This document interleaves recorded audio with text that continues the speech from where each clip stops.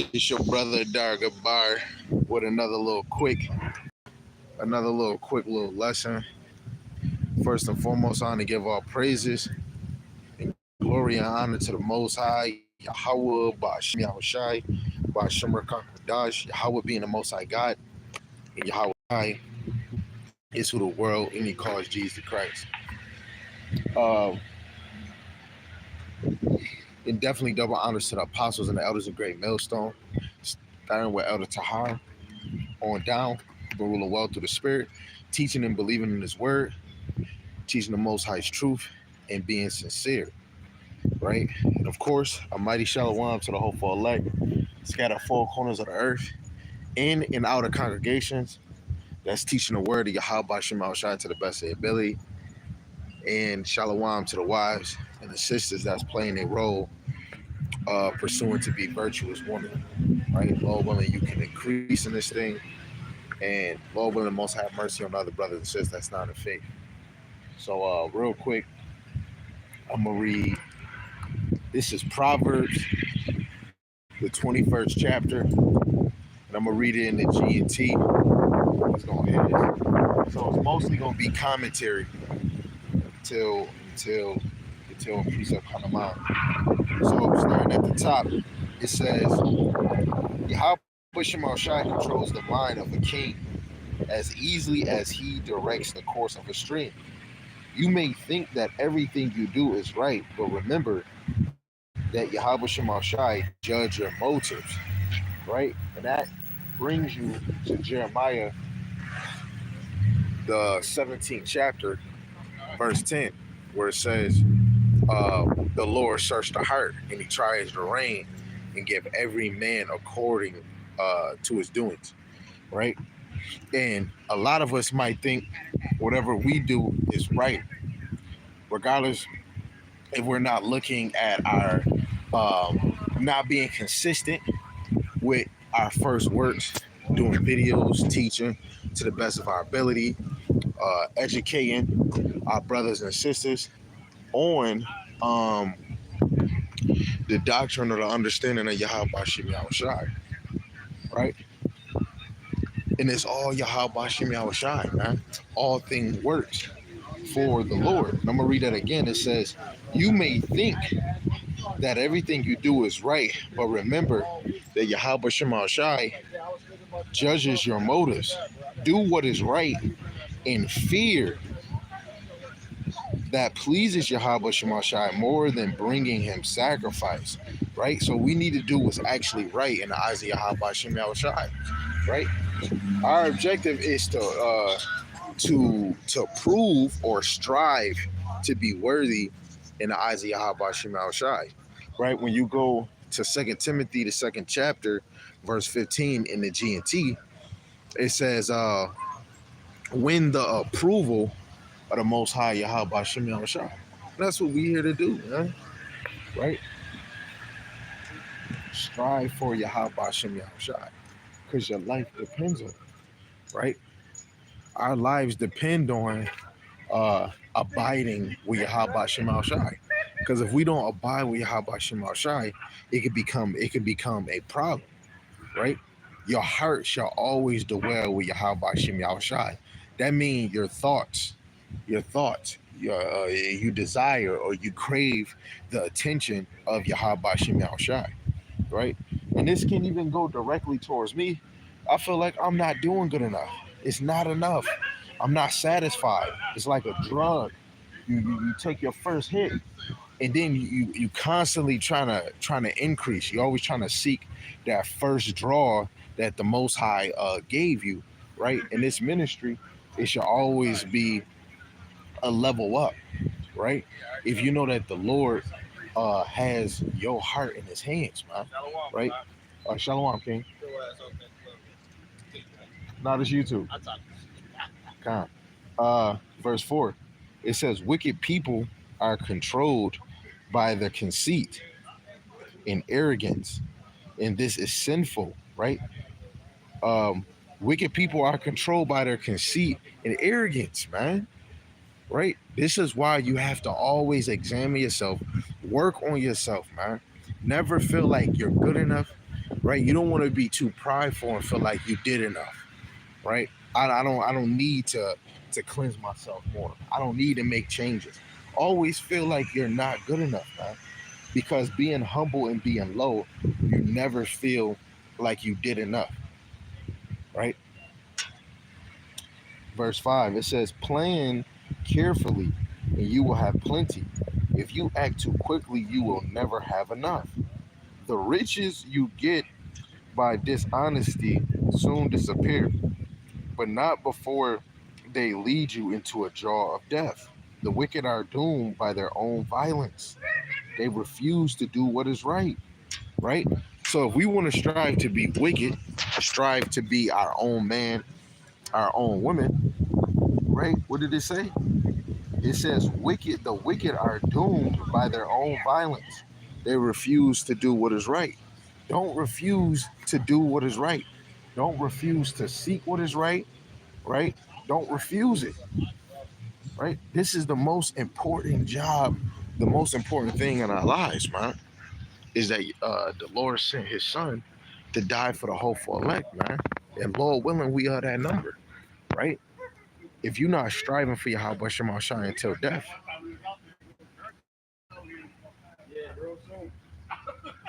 right? Actually, let me get this one too, right? This is another one. This is Second Thessalonians, Second Thessalonians, chapter 3, verse 10. For even when we were with you, this we commanded you, that if any would not work, neither should he eat. Right? So if you ain't doing the work of Yahweh Shem Yahushai, but Yahweh Shem Yahushai is always upholding what man's doings is, right? Whatever you doing, whatever you applying, whatever you thinking, right? That's what you say. Let's see this. Then you realize you never fucking move. Let's see this. Short, small, tall, big, skinny. Right? Watch. Hold on, y'all. I'm about to get this verse. Hold on. There you go. No one like this big. This is Sirach 42, verse 18. He sees into the oceans and into the human heart, and he knows the secrets of both. The Most High knows everything that can be known and understands the signs of the ages. Right? Nothing can pass the eyes or the ears of Yahweh Shema Shai. He knows what you're thinking and he knows what you're doing. Yeah, we might as well walk Bashar not walking. Right? We might as well always observe what you're thinking, right? Well, what your motives is. Always think before you act because of your decisions. Yahweh Bashim Yahushai knows your thoughts. He knows your movements, right? He knows your weakness, right? What can get you over edge? What can have you fall, right? Proverbs 15:3, the eyes of Yahweh Shema Shai are in every place, beholding the evil and the good, right? The Lord's eyes is in every place. It's like nothing you can hide. This is why, just to bring out that the hearts of the kings is in the hands of the Most High, man.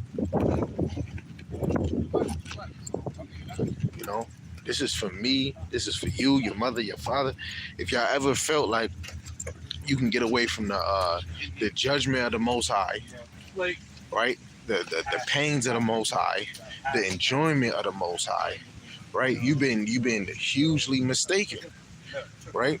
A lot of us be thinking less of Yahweh Shema Shai. His power is not that great. He can't do all these things, right? This is 2 Chronicles 16:9. For the eyes of Yahweh Shema Shai run to and fro throughout the whole earth, to show himself strong in the behalf of them whose heart is perfect toward him. Herein thou hast done foolishly. Therefore from henceforth thou shalt have wars. Right? So the Lord's eyes is going to and fro. It's nothing in this place that's going to hide you from the wrath, the anger of Yahweh Shem Yahushai. But it's really on your actions. What is you going to do, right? And what I was bringing out in 2 Thessalonians, the 3rd chapter, verse 10, if a man don't do the work, he can't eat. Shalom, shalom, Yahweh Shem Yahushai Barakatham. Right? If a man don't do the work, he shall not eat. Now, you can look at work in many things, but our number one work is working for Yahweh Shem Yahushai. If we not working for Yahweh Shem Yahushai, don't expect to eat of the riches or the benefits of the kingdom. Don't think yourself that the Lord is going to allow you to eat of his wisdom, knowledge, and understanding if you're not doing his work. He'll have you teaching a contradiction. He'll have you teaching something that's not written. You know what I'm saying? You have to know it's a privilege for Yahweh Shem Yahushai to look at you and allow you to eat of his knowledge, right? It's all Yahweh Shem Yahushai to allow any man to eat of his knowledge. So if you're not trying to do the work of Yahweh Shem Yahushai, you will not eat. You will not devour his wisdom, which is in 2nd Ezra, the 8th chapter, verse 4, right? You got to be willing to die for the Lord. You got to be willing to look crazy for the Lord. You got to be willing to lose that spark for Yahweh Shem Yahushai. Some people might not want to be around you. You might, man, this truth comes with a lot. Coming with Yahweh Shem Yahushai comes with a lot, man. You have to deny yourself, right? This is Job 34:21. For his eyes are upon the ways of men, and he seeth all his doings, right? So the Lord is observing all the ways of men, regardless if you're wicked or righteous, regardless if you're a plain just man, or a humble man, or a prideful man.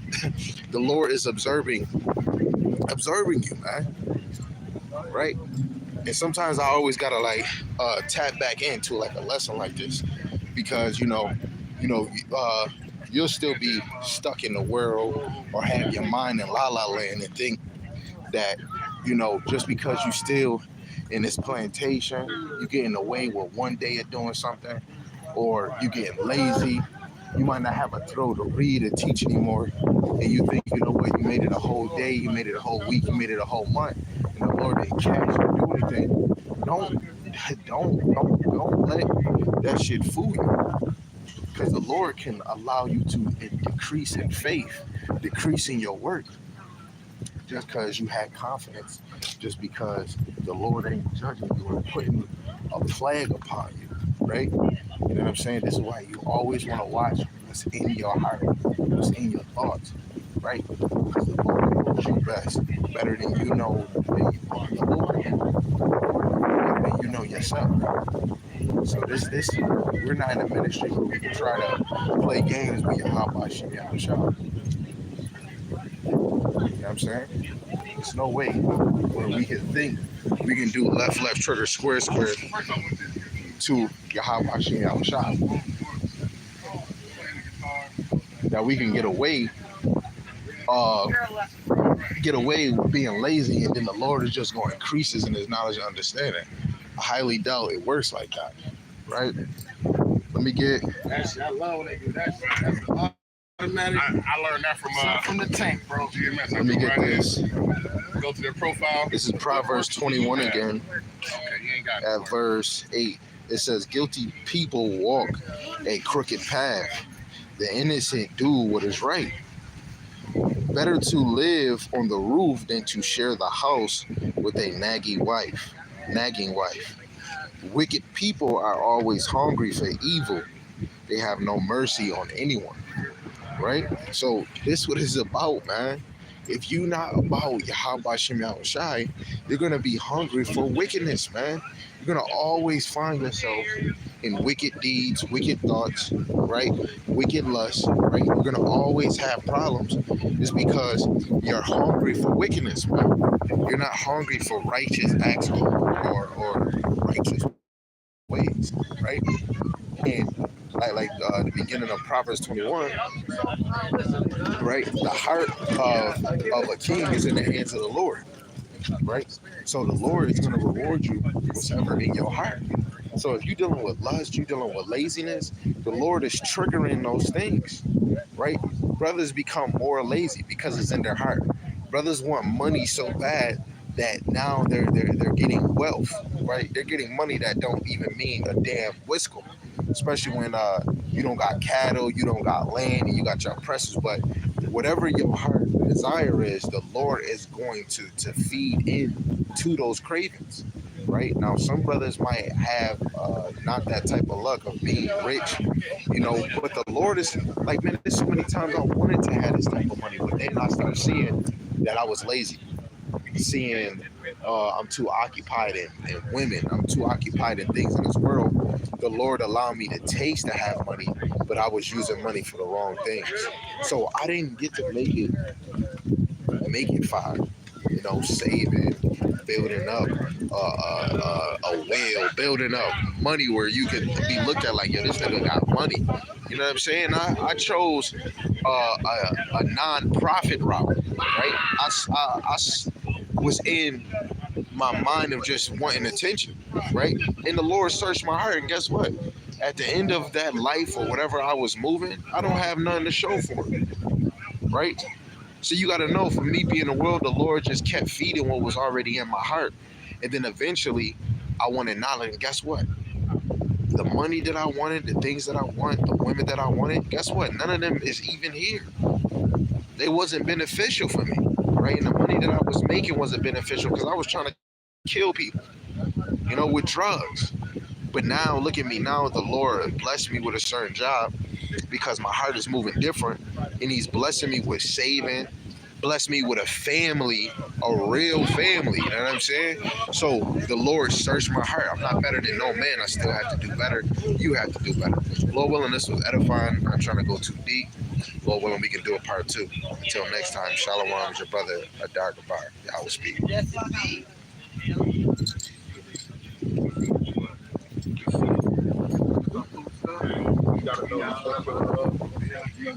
gotta know this stuff.